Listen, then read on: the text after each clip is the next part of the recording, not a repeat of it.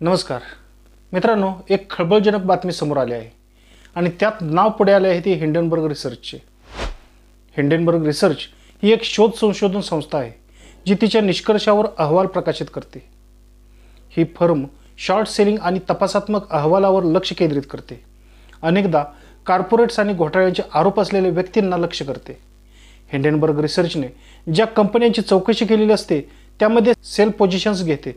याचा अर्थ ते कमी किमतीत परत विकत घेण्याच्या अपेक्षेने कर्ज घेतलेले शेअर्स विकते। हिंडनबर्ग फर्म तिच्या निष्कर्षावर तपशीलवार अहवाल प्रकाशित करते। अनेकदा कंपन्या आणि व्यक्तींवर फसवणूक, भ्रष्टाचार आणि इतर आर्थिक गुन्ह्यांचा आरोप करते। हिंडनबर्ग रिसर्चचे उद्दिष्ट कंपन्या आणि व्यक्तींना त्यांच्या कृतीसाठी जबाबदार धरणे, बाजारपेठेत पारदर्शकता आणि निष्पक्षता वाढवणे हे आहे। जानेवारी 2023 मध्ये हिंडनबर्ग रिसर्चने अदानी ग्रुपवर कॉर्पोरेट फसवणूक, स्टॉक मॅनिप्युलेशन आणि मनी लॉन्ड्रिंगचा आरोप करणारा अहवाल प्रकाशित केला आणि हिंडनबर्गचे नाव संपूर्ण देशाला कळले। हिंडनबर्गचे अदानी समूहाबाबत काय आरोप होते, ते नेमके काय आहेत हे जाणून घेऊया। नमस्कार, मी सुधीर गोडके, आपण पाहताय Hg YouTube channel. Gautam Adani यांच्या मालकीच्या अदानी समूहातील कंपन्यांविषयी हिंडनबर्ग रिसर्चच्या 106 पानी अहवालात अनेक गंभीर मुद्दे उपस्थित करण्यात आले होते। अदानी समूहातील कंपन्यांनी भांडवली बाजारात आपल्या समभागांचे भाव कृत्रिमरित्या फुगवल्याचा दावा या अहवालात करण्यात आला होता।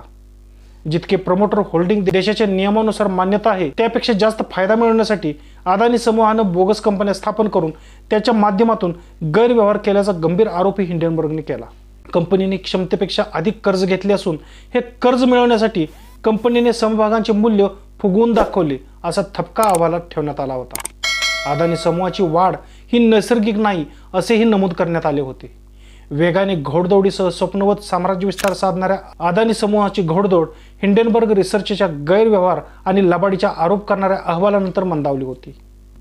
मात्र भांडवली बाजार नियामक securities and exchange board of India म्हणजे सेबीने या अहवालाचा तपास करायला खूप अवधी लावला। त्याबद्दल सुप्रीम कोर्टाने नाराजी व्यक्त केली होती। आता नुकतेच सेबी आणि न्यायालयाने अदानी समूहात गैरव्यवहार झाल्याचे निदर्शनास आले नसल्याचे जाहीर केले। आता हिंडनबर्ग रिसर्चने सेबी अध्यक्षावरच आरोप केले आहेत, म्हणजे चौकशी करणाऱ्या सेबीवरच प्रश्नचिन्ह उपस्थित केले आहेत। कंपनीचे शेत खाते अशी परिस्थिती आहे की काय असा विचार मनात येतोय। लोकशाही देशात वैयक्तिक स्वार्थासाठी कायदा धाब्यावर बसवला गेलाय असंही म्हणणं वावगं ठरणार नाही। हिंडनबर्ग रिसर्चने सेबीच्या अध्यक्षा माधवी बुच आणि त्यांचे पती धवल बुच यांनी अदानी समूहाच्या कथित आर्थिक गैरव्यवहाराशी संबंधित परदेशी संस्थांमध्ये भागीदारी केली होती असा आरोप केला आहे। हिंडनबर्गच्या ताज्या खुलाशानुसार माधवी आणि धवल बुच यांनी परदेशात बर्म्युडा आणि मॉरिशस येथील अदानीशी संबंधित कंपन्यांमध्ये भागीदारी केली होती।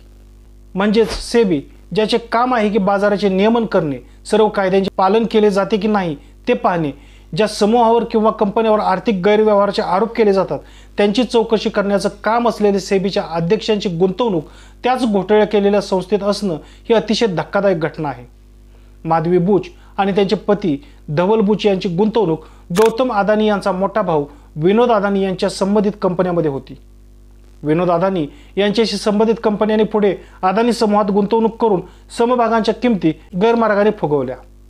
बुच यांच्या हितसंबंधामुळे सेबीच्या तपासावर प्रश्नचिन्ह उपस्थित केले असून सेबीच्या निष्पक्षतेच्या भूमिकेवर देखील बोट ठेवण्यात आले आहे।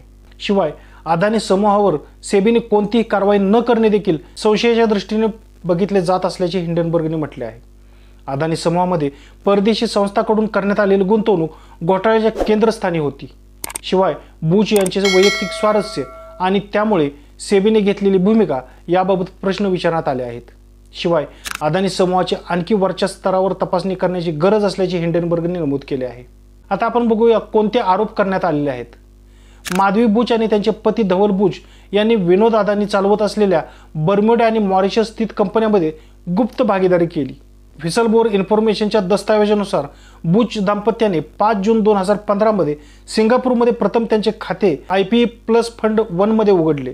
त्यानंतर असा दावा करण्यात आला की या परदेशातील फंडाची स्थापना अदानी संचालक असलेल्या आणि संपत्ती व्यवस्थापनाचे कार्य करत असलेल्या इंडिया इन्फोलाईनने केली होती आणि ते टॅक्स हेवन मॉरिशसमध्ये नोंदणी करत आहे। हाच निधी गौतम अदानी यांचे भाऊ विनोद अदानी हे समूहातील कंपन्यांमध्ये गुंतवणुकीसाठी वापरत असल्याचे हिंडनबर्गच्या अहवालात म्हटले होते। सेबीने हिंडनबर्गला बजावलेल्या नोटिसीत काय आहे तर सेबीने हिंडनबर्गला 26 जून 2024 रोजी कारणे दाखवा नोटीस जारी केली आणि आरोप केला की हिंडनबर्गने आपल्या अहवालात जाणीवपूर्वक खळबळ उडवून दिली आणि त्यांच्या अहवालात काहीही तथ्य नाही.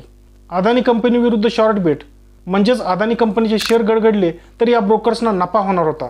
हे शॉर्ट बेट लावण्यासाठी हिंडनबर्गने अमेरिकी hedge fund kingdom capital management सोबत काम केल्याचेही या नोटिसीत उघड झाले आहे. मात्र हिंडनबर्गने तात्काळ या नोटिसीला उत्तर दिले आणि आपल्यावरील सर्व आरोप खोडून काढले. त्याचबरोबर हिंडनबर्ग यांनी अदानी समूहाची चौकशी न केल्याबद्दल सेबीवर टीका केली. हिंडनबर्गने आरोप केल्यानंतर माधवी बुच आणि त्यांच्या पतीने दिलेल्या संयुक्त निवेदनात हिंडनबर्गने केलेल्या आरोपांचे ठामपणे खंडन केलं. 10 ऑगस्ट 2024 रोजीच्या हिंडनबर्ग अहवालात केलेल्या आरोपांच्या संदर्भात त्या म्हणाल्या की आरोप पूर्णपणे निराधार असून कोणतेही पुरावे समोर ठेवण्यात आलेले नाहीत. त्यामुळे हे आरोप बिनबुडाचे आहेत.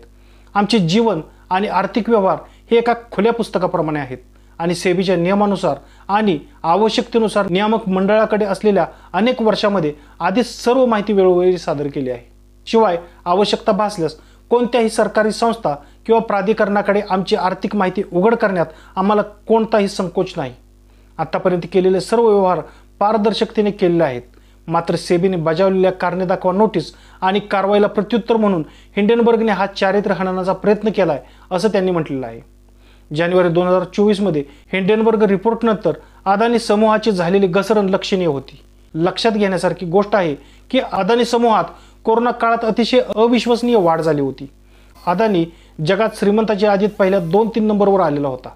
तो या रिपोर्टनंतर जगातील पहिल्या 20 श्रीमंताच्या यादीतून बाहेर फेकला गेला. सेबीवर आरोप काय आहेत तर एक म्हणजे सेबीने अदानी समूहाविरोधात हिंडनबर्गने जो 106 पानी अहवाल सादर केला होता त्याच्या चौकशीला उशीर लावला. दुसरं म्हणजे अदानी समूहाला या चौकशीतून काहीच गैर आढळलेलं नाही अशी क्लीन चिट दिली गेली. आणि शेवटी ज्या हिंडनबर्गने अदानी समूहाविरोधात रिपोर्ट सादर केला त्यांना शो कॉज नोटीस जाहीर पाठवली आणि त्या शो कॉज नंतर हा हिंडनबर्गचा रिपोर्ट आला आहे. आता या सर्व घटनांसंदर्भात तुम्हाला काय वाटतं? तुमच्या प्रतिक्रिया नक्की कमेंट करून सांगा. आमचा एपिसोड आवडला असेल तर नक्की लाईक, शेअर आणि सबस्क्राईब करा. धन्यवाद.